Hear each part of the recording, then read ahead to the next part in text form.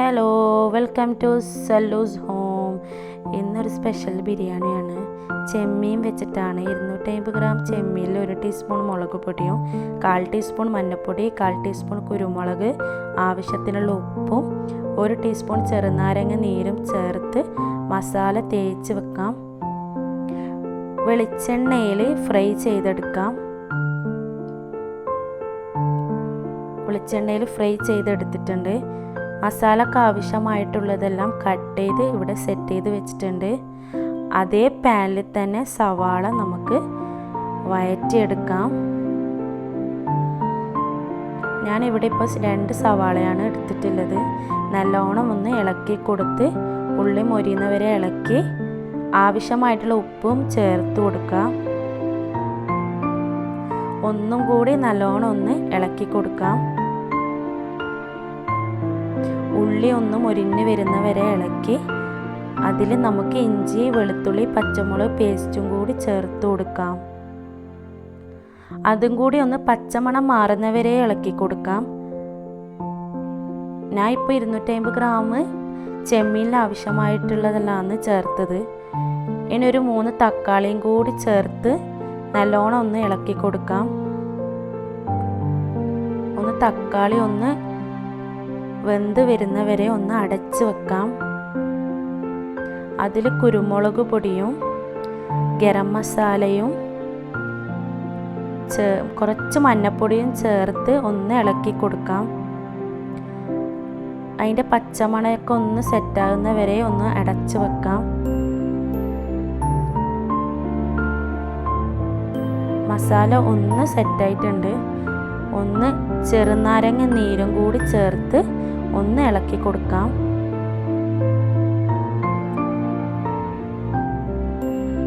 ഇതിൽ പൊയ്ക്കാൻ പോണത് കട്ടിയുള്ള തേങ്ങാപ്പാലും അണ്ടിയും കൂടി അരച്ചതാണ്.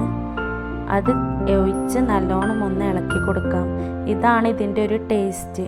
ഇതാരും സ്കിപ്പ് ചെയ്യാണ്ട് ഒഴിച്ചു കൊടുക്കാം. അതിൽ നമ്മൾ നേരത്തെ ഫ്രൈ ചെയ്ത ചെമ്മീനും കൂടി ചേർത്ത് കൊടുത്ത് നല്ലോണം ഒന്ന് ഇളക്കി കൊടുക്കാം.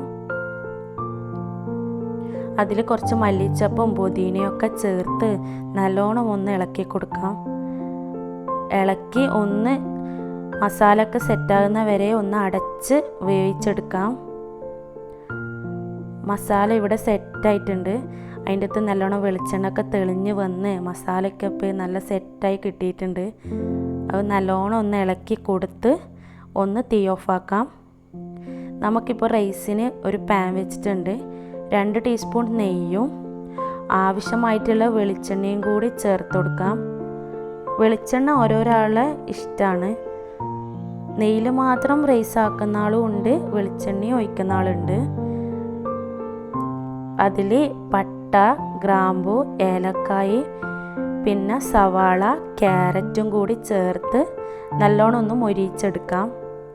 2 പച്ചമുളകും ചേർത്തോ നല്ലൊരു ടേസ്റ്റ് ഉണ്ടാവും, ഫ്ലേവർ ഉണ്ടാവും. പച്ചമുളകിൻ്റെ ഫ്ലേവറും കൂടി നമ്മളെ റൈസിനുണ്ടാവും. അതും കൂടി ചേർത്ത് നല്ലോണം ഒന്ന് ഇളക്കി കൊടുക്കാം.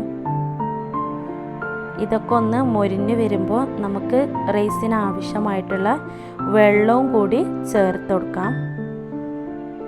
ഞാൻ ഇവിടെ 4 ഗ്ലാസ് അരിയാണ് എടുത്തത്. അതിന് 6 ഗ്ലാസ് വെള്ളം. 1 ഗ്ലാസ്സിന് 1.5 ഗ്ലാസ് എന്നുള്ള കണക്കിലാണ് എടുത്തത്. അതിനാവശ്യമായിട്ടുള്ള ഉപ്പും ചേർത്ത് നല്ലോണം ഒന്ന് ഇളക്കി കൊടുക്കാം. ഒന്ന് മൂടി വെച്ച് തിളപ്പിക്കാൻ വെക്കാം.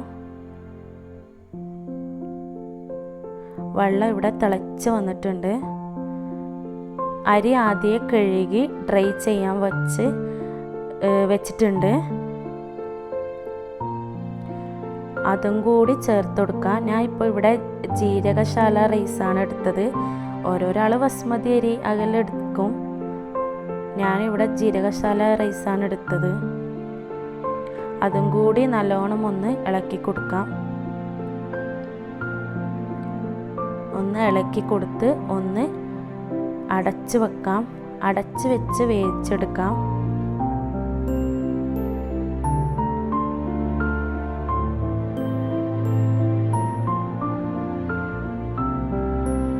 റൈസിൽ വെള്ളമൊക്കെ ഒന്ന് ഇറങ്ങി ഒന്ന് റൈസ് ഒന്ന് സെറ്റായിട്ടുണ്ട്. ഒന്ന് നല്ലോണം ഒന്ന് ഇളക്കി എല്ലായിടത്തും എത്തുന്ന രീതിയിലൊന്ന് ഇളക്കി കൊടുക്കാം. എന്നിട്ട് ഒന്നും കൂടി മൂടി വെച്ച് വേവിച്ചെടുക്കാം.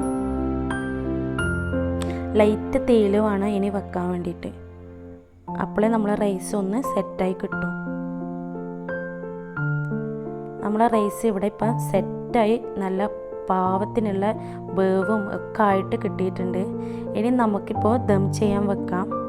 അതിനാദ്യം റൈസ് നമുക്ക് പകുതി മാറ്റി വെക്കണം. ഇങ്ങനെയാണ് ഇപ്പോൾ നമ്മളെ കണ്ണൂരൊക്കെ ഇങ്ങനെയാണ് ദം ചെയ്യൽ. ഓരോ നാട്ടിൽ ഓരോരോ രീതിയിലാണ് ദം ചെയ്യൽ. നമ്മളിവിടെ ഇപ്പോൾ ഇങ്ങനെയാണ് ദം ചെയ്യൽ. മസാല എല്ലാ ഭാഗത്തും എത്തുന്ന രീതിയിൽ ആക്കി അതിൽ മല്ലിച്ചപ്പും പുതിനയും കട്ട് ചെയ്തത് ചേർത്ത് കൊടുത്ത് അല്പം ഗരം മസാലയും കൂടി ചേർത്ത് കൊടുക്കണേ. എന്നാലേ റൈസിലും മസാലയിലും ഒക്കെ ദം ചെയ്യുമ്പോൾ നല്ല ഫ്ലേവർ അങ്ങ് ഇറങ്ങും. ബാക്കിയുള്ള റൈസും കൂടി അതിൽ ചേർത്ത് കൊടുക്കാം.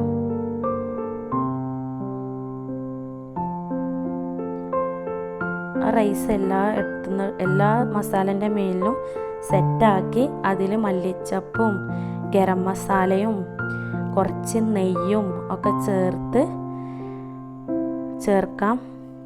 എന്നാലേ ദം ചെയ്യുമ്പോൾ നല്ല മണവും അതിലെ ഫ്ലേവറും ഒക്കെ റൈസിലൊക്കെ ഇറങ്ങി ഒന്ന് സെറ്റായിട്ട് ബിരിയാണി കിട്ടുള്ളൂ. ഓരോ നാട്ടിലും ഓരോരോ രീതിയിലാണ് ബിരിയാണി ഉണ്ടാക്കൽ. നമ്മളിവിടെയും പല രീതിയിലും ബിരിയാണി ഉണ്ടാക്കലുണ്ട്. ഇനി ദം ചെയ്യാൻ വെച്ചിട്ടുണ്ട്. ഒരു 10 മിനിറ്റ് കഴിഞ്ഞിട്ട് നോക്കുമ്പോൾ ദമ്മായിട്ടുണ്ടാവും. 10 മിനിറ്റായി. റൈസ് ഇവിടെ റെഡി ആയിട്ടുണ്ട്. Thank you. എല്ലാവരും ചാനൽ കണ്ട് ഇഷ്ടമായ ലൈക്ക് ചെയ്യുക, ഷെയർ ചെയ്യുക, സബ്സ്ക്രൈബ് ചെയ്യുക, അടുത്തുള്ള ബെല്ലൈക്കൺ പ്രസ് ചെയ്യുക.